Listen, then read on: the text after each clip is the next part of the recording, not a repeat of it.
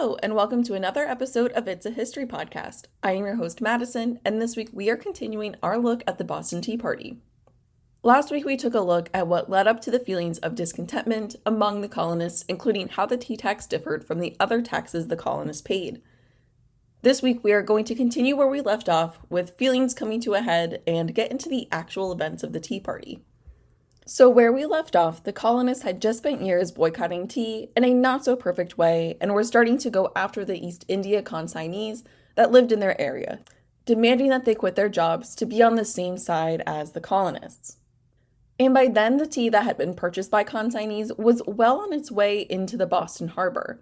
The first ship to arrive was the Dartmouth. The Dartmouth was owned by Joseph Roach Sr., and his family ran a very successful whale oil business.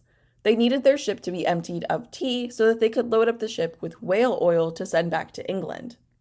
His son Francis Roach was in charge of bringing the tea in and getting the oil out, but the angered colonists were making this task impossible. The colonists were demanding that Roach break the law and send the ship full of tea back to England. The ship could not leave the harbor without a pass from the governor, and the governor would not issue a pass if the ship had not received clearance from the custom house. And there was a second issue.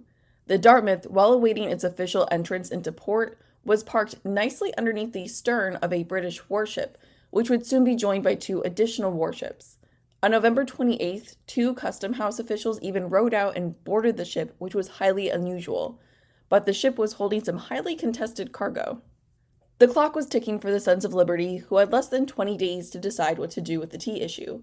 The consignees wanted to just bring their product into port and sell while following the laws, one of which meant that while the Dartmouth was under the port's authority, custom regulations had kicked in. The owners of any taxable goods had 20 days to make any necessary payments to the custom officers. If the payments were not made in those 20 days, all the items on board the ship, including the ship itself, would be put up for auction. Now with the timer, plans had to be made. The Bostonians started to meet up and try to figure out a plan on what to do. One of the first meetings to take place was with Francis Roach to ask him to hold the ship for a little longer outside the custom house. Francis agreed to the 48-hour grace window the custom house had, but said he would be pulling the ship in shortly after. Now, as the townspeople were trying to come up with something to do, in these early meetings, destruction of tea had been off the table, and preservation of the tea was the ultimate goal. What the Bostonians initially wanted was what they tried to persuade Francis with in the first place, to send the tea back to England and make sure it didn't come into the colonies through any illegal measures. The colonists did not want any of this particular tea making it onto the shores, even through illegal means. While this is going on, Governor Hutchinson is meeting with his council, who are on the side that the tea tax is a violation to the Massachusetts Bay Charter, and that the Tea Act was to directly finance the salaries of civil servants like Hutchinson himself. The council stated that they would not take any responsibility for protecting the consignees or the tea, and that the matter would be left to the town magistrates, who at this time were decidedly on the side of the Sons of Liberty. In a meeting amongst the consignees, they were privately betting that they could get the tea landed successfully at New York prior to the 20-day mark, in an area where the fervor of the Sons of Liberty was not so intense. Francis Roach eventually pledged to return the tea back to England. Two more owners of ships filled with tea were summoned: John Roe, who owned the Eleanor, and John Timmins, who owned the Beaver. John Roe, in the company of many Bostonians, asked whether salt water would not make as good tea as fresh, not so gently alluding to dumping the tea in the harbor. It was decided that the tea would stay on the ships for the time being and kept watchful eyes over it, as again, they did not want any of the tea to exit the ship. The consignees had stated they could not be active instruments in returning the tea without ruining themselves, but they would agree to store it, or if the Bostonians wanted to return the tea themselves, the consignees would not stop them. The Dartmouth was then moved from the control of the English Navy to the custom house, where it was in Bostonian control. When the Eleanor and the Beaver came close, they were directed to pull in to join the Dartmouth, where the town could best observe that all the tea would remain on the ships. There was also to be a fourth ship, the William, but it had met an unfortunate fate after a violent storm. As all of this is going on in Boston, the anti-tea rhetoric was spreading along the coast, with additional ports along the coast also following suit. While the anti-tea fervor was increasing in support, Francis Roche was starting to reconsider his commitment to the Bostonians. He was quite worried about this tea issue financially ruining him. Holding the tea in port was affecting his payout from the consignees who used the ship to deliver the tea to the colonies. It was also impeding him on sending the ship back with the family's whale oil. Francis approached the consignees and told them he was ready to deliver the tea, but the consignees replied that they had no power to receive it as the Dartmouth had armed guards on board, and the town's resolve about the tea not landing was too strong, making the unloading impossible. Francis also tried to release himself from the responsibility of the tea and receive payment for his freight bill of $91, but again, the consignees refused. Francis was also reminded about the promise he made to deliver the tea back to England. He would have to make a request to the custom house, which he had not done yet, as he believed the request would be denied. But the committee suggested that he make the request to the custom house anyway. The people were starting to get worried about Francis taking so long on his end of the deal. So Francis sought out legal counsel, where he explained that he made the promise under duress. An attorney that he met told Francis that he would likely be liable to seizure if he tried to leave the harbor without a clearance.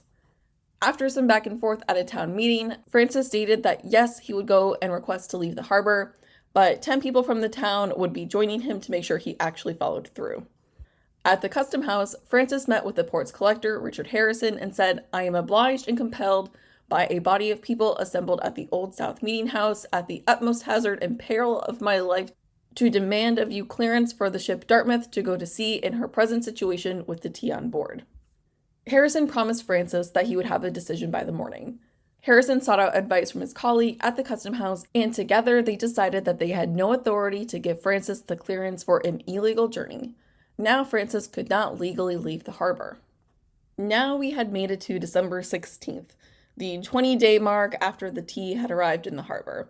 The last day that the Boston leaders could call the people together to speak out against the East India Company, because just after midnight, officers from the custom house, accompanied by law enforcement, would forcibly land the tea. There were now only 3 ways that the stalemate could end. The consignees would unload the tea and store it in Boston, custom officers would seize the tea and sell it at auction, or the tea would be destroyed.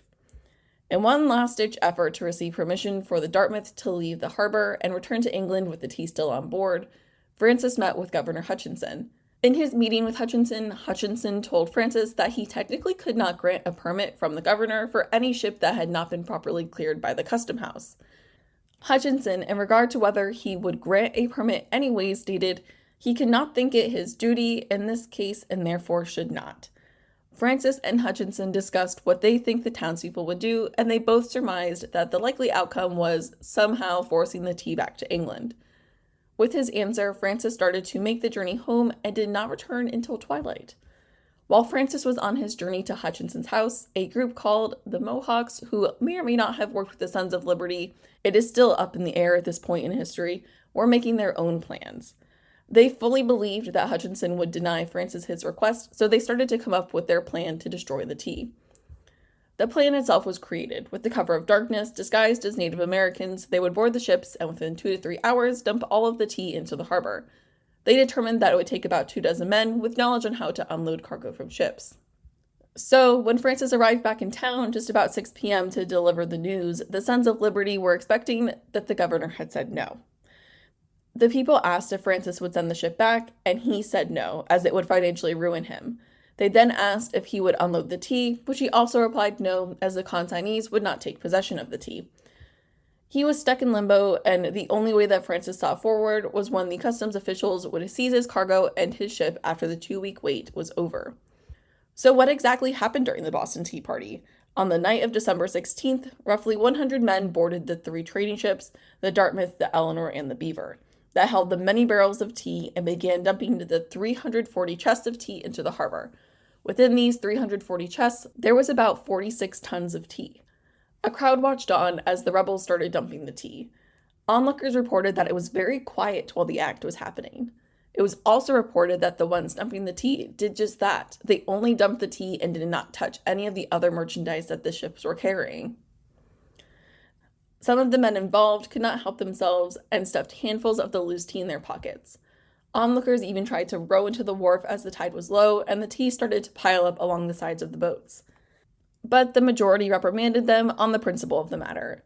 Others controlled themselves, trying to maintain the principle of what they were doing. The group of men was made up of all walks of life: older men who believed they were embarked on a noble deed, and younger men who were excited by the act of destruction. The Boston Tea Party, as it was named nearly 50 years after the event itself, was just one event that would eventually lead to the revolution. In its most simplest of terms, the Boston Tea Party was an act of political mobilization.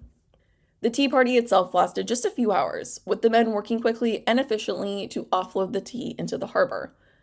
Francis had arrived back in town about 6 p.m., and the party was over between 8 and 9 p.m. It is also important to note that the men who acted in the Tea Party disguised themselves as Native Americans in varying degrees of effectiveness. Those in the center of the plot had more elaborate disguises and even tried to mimic the cadence of the native languages. But why would they do this? The most simple of answers is that they were just that, disguises. The people participating did not want their peers to recognize them, which for a small town of 16,000, and the main participants being relatively well-known people, disguising yourself would have been nearly impossible. Another probable reason was to offshoot the blame onto the Native Americans. Though no one actually believed this, it was pretty well known that a group of white men disguised themselves as Native Americans to dump the tea in the harbor. They weren't really fooling anybody. Now, with any act of rebellion, there were certainly mixed reviews from the rest of the population. Notable figures in U.S. history like John Adams called the Tea Party the most magnificent movement of all. But there were others who viewed the Tea Party as righteous, disorderly, and even disturbing. And this reason is partly why they opted in for the disguises. If they could maintain their anonymity, they could not be held liable by the East India Company or held to blame by the greater public. But there was a large swath of the colonies that supported the Tea Party and continued their boycott of tea, some going even so far as to dump any remaining tea they had into fire. By the time the news of the Tea Party reached Philadelphia on December 24th, they literally rang the bells and cheered for victory. They even successfully persuaded a ship captain with 648 chests of tea to turn back around and take the cargo all the way back to England, which was probably the more desirable outcome versus having the tea dumped in a harbor. Even all the way down in South Carolina, the protests continued. The governor of South Carolina had allowed tea to land, but after making its way onto the shore, it sat in a damp, dark room beneath the exchange where it was left to rot. Any tea that remained in the colony that was unsold was now in the market at a much higher price. There was still quite the boycotting fervor in the air, but there was still a struggle within the populace to personally give up tea drinking. When the news made its way back to Hutchinson that the tea had been dumped in the harbor, he had to take some action. The actions of the Boston Tea Party could not go unanswered, but he had difficulty convening his council due to sickness and weather, and when he did finally get the council together, they had talked him down from treason charges, and the council would only advise Hutchinson to investigate the destruction of tea. When news of the Tea Party and the tea destruction made its way to England, the acts were labeled as seditious and cruel. Prior to the tea dumping, when it was just general discontentment that was being reported, the East India Company actually recommended that the ships deliver to other less volatile ports, but the news came too late. Now, the British government was done with the colonists and their antics. They wanted to try anyone who was involved, but no one would name names or fess up to doing the act. This also led to the Boston Port Bill, which would end up closing the Boston port to all trade until indemnity had been paid to the East India Company, pretty much paying back what the East India Company had lost from the party. The Boston Port Bill was the first of what has now been called the Coercive Acts or the Intolerable Acts. After this, they went in with the Massachusetts Government Bill, where the Crown, rather than the House of Representatives, would nominate the council, and the governor would now be allowed to act alone in times of crises. Also, town meetings were only to be held for annual elections or when the governor himself could call them. Also, town meetings were only to be held for annual elections or when the governor himself would call them. The third act against Massachusetts was the Administration of Justice Act, which was a temporary measure to last 3 years, where if a civil or military official was put on trial in Massachusetts for a capital offense, the governor could transfer the trial to a different colony or all the way back to London. And finally, a new quartering bill was put up on the table. This new bill allowed the governor to house any British troops in taverns and uninhabited homes. It is safe to say that the people of Boston and the greater colony area were not too thrilled to learn about these new bills and acts coming their way from England. The acts had rather the opposite effect in the colonies than the British thought. When news of these acts came around, the whole colony of Massachusetts supported Boston and led them to rise up in protest. There was so much rage and anger over the acts that England was trying to pass into Boston as punishment. Resentment toward England was getting so bad, by the summer of 1774, just 6 months after the Tea Party, every colony sent delegates to the First Continental Congress in Philadelphia. And all this time, tea protests were continuing on throughout the land. At the end of the day, the East India Company never recouped their lost funds from the Tea Party. The British government would continue to take more and more ownership of the company until the company itself was later dissolved in 1874. And very soon after this act of rebellion, on July 4th, 1776, the Declaration of Independence would be signed, an act that can be directly traced back to a tax on tea. And that is where we're going to end it today. I hope you learned something new about the Boston Tea Party. Sources for today's episode include an article from the Massachusetts Historical Society titled The Boston Tea Party and Defiance of the Patriots, the Boston Tea Party and the Makings of America by Benjamin L. Carp. If you have any further interest in a much deeper dive into the Boston Tea Party, I highly recommend reading Defiance of the Patriots. Thank you for listening to this week's episode. If you liked what you heard, head over to Spotify or Apple Podcasts and leave a review. If you have any questions, comments, or topic ideas, you can email me at itsahistorypodcast@gmail.com. You can also find me over on Instagram and Threads at It's a History Podcast. Thank you again for listening to this week's episode, and I hope to have you in the next one.